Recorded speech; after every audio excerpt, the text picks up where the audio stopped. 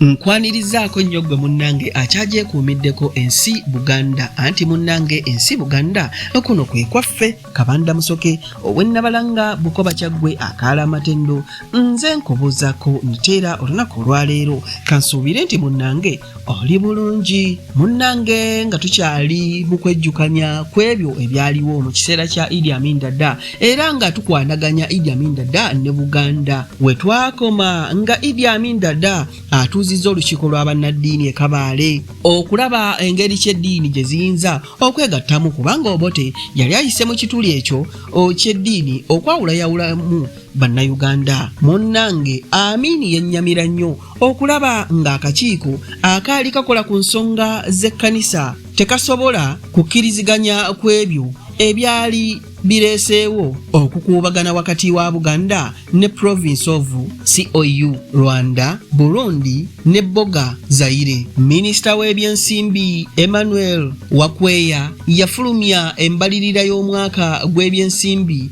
ogwa 1971-1972 gavumenti mwe yaggyirawo emisolo 8 egyali ginyigiriza ennyo omuntu wa bulijjo. Mwannyina wa Amini yafiira awaka we Bugerere.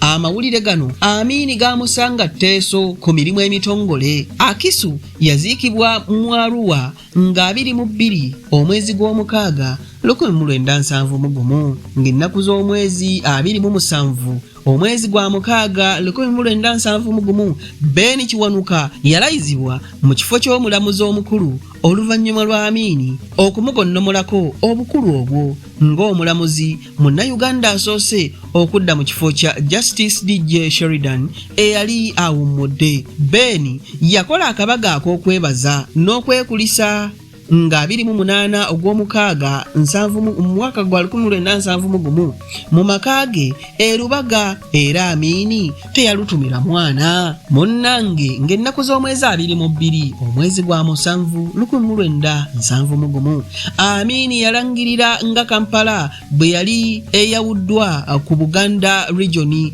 okukola Kampala region era nga ekitongole kyayo kyakubeera Nsambya ate yo Buganda region ekitebe kyayo kibeere Entebbe. Gavumenti yawa Engineer Joseph Kimbowa owa Kimbowa Builders and Constructors omulimu gwa $3,900,000 ogw'okubunya amazzi mu nkambi y'abanoonyi b'obubudamu e Nakivale Mwankole. Ng'ennaku z'omwezi 5 ogw'omunaana 1971 Amini yasisinkana abataka Abaganda abakulu nga Ssaabataka Ronald Muwenda Mutebi ye musaale mu Kampala International Conference Center eyali yakaggulwawo nga ennaku z'omwezi 3 ogw'omukaaga 1971 mu bantu abalala abaayitibwa mwalimu abo abaali ababaka b'olukiiko lwa Buganda, bannaddiini, abasuubuzi, bannamateeka, ababaka ba National Assembly bonna awamu baali 15. Ensonga enkulu ez'okuteesaako zaali okutumbula ebyobulimi, ebyenfuna n'ebyokwerinda. Amini yagamba nti etteeka lya 1928 lyali kisaana okulongoosebwamu okusobozesa omusenze n'ennannyini ttaka okubeera obulungi. Yakikkaatiriza nti gavumenti ye yali tegenda kuggyako bantu ttaka lyabwe. Amini bwe yamala okwogera eyaliko Katikkiro ow'ekitiibwa Paul Neil Kavuma kwe kusaba nabo babeeko kye boogerako era Amini n'abakkiriza. Ow'ekitiibwa Kavuma yasaba Amini akkirize Obwakabaka buddewo mu Buganda ne mu bitundu ebirala gye bwali singa abantu baayo bakyagala. Omutaka omulala yasaba Amini akkirize Omulangira Ronald Muwenda Mutebi ayitibwe Ssaabataka n'enju eyali ey'Obote e Kololo eweebwa Omulangira Ronald Muwenda Mutebi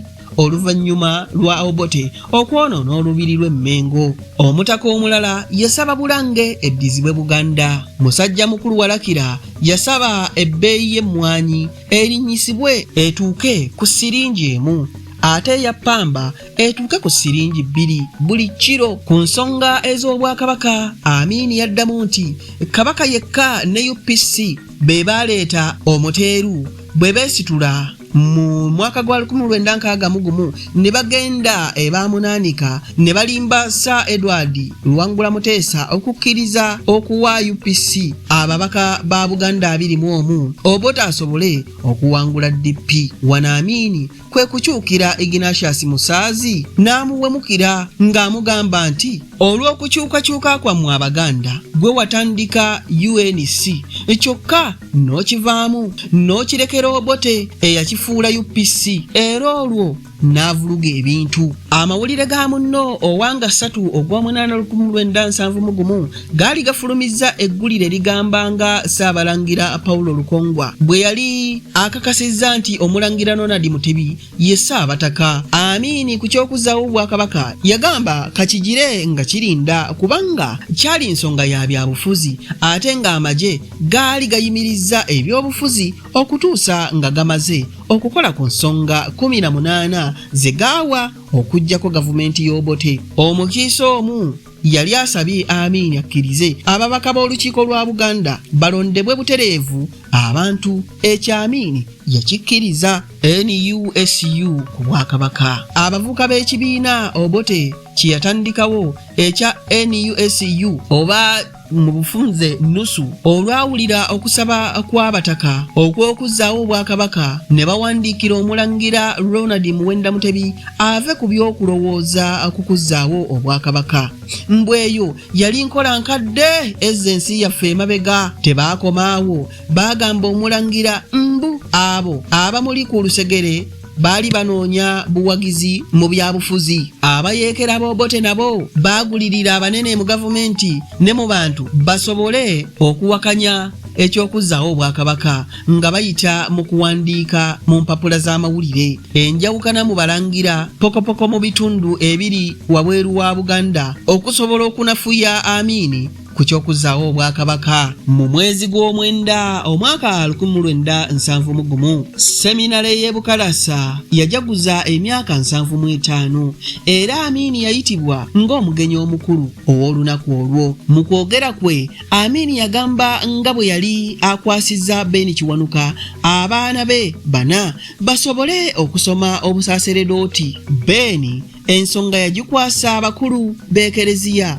engeri abaana ba Amini n'Amini gye baali abasiraamu. Eyali akulira Commercial Court Michael Kaggwa yatemulwa era omulambo gwe ne gusuulibwa mu mmotoka ye Ford Angalia ne bagivuga okutuuka e Namirembe nga ku Ssanyu Babies Home ne bagikumako omuliro. Ekiteeberezebwa nti abaakikola baali bayeekera b'Obote. Yaziikibwa ku bijja by'abajjajjaabe e Manyangwa. Ssaabataka yakomekkereza okukyala kwe okwokubiri mu Summer Holidays yagendako e Lubaga okubeebaza bye baakolera kitaawe mu mwaka gwa 1966 ng'Obuganda bulumbiddwa Obote. Abange bino kanjira mbikubira wano kubanga bikyali bingi ddala naye tujja kuddingana mu kitundu ekirala ate nga nkyakulombojjera emboozi eno. Kanzire ennabalanga Bukoba Kyaggwe ate tuddingana mu kitundu ekiddako nga nkuwa ebirala. Ayi Katonda kuuma Namulondo.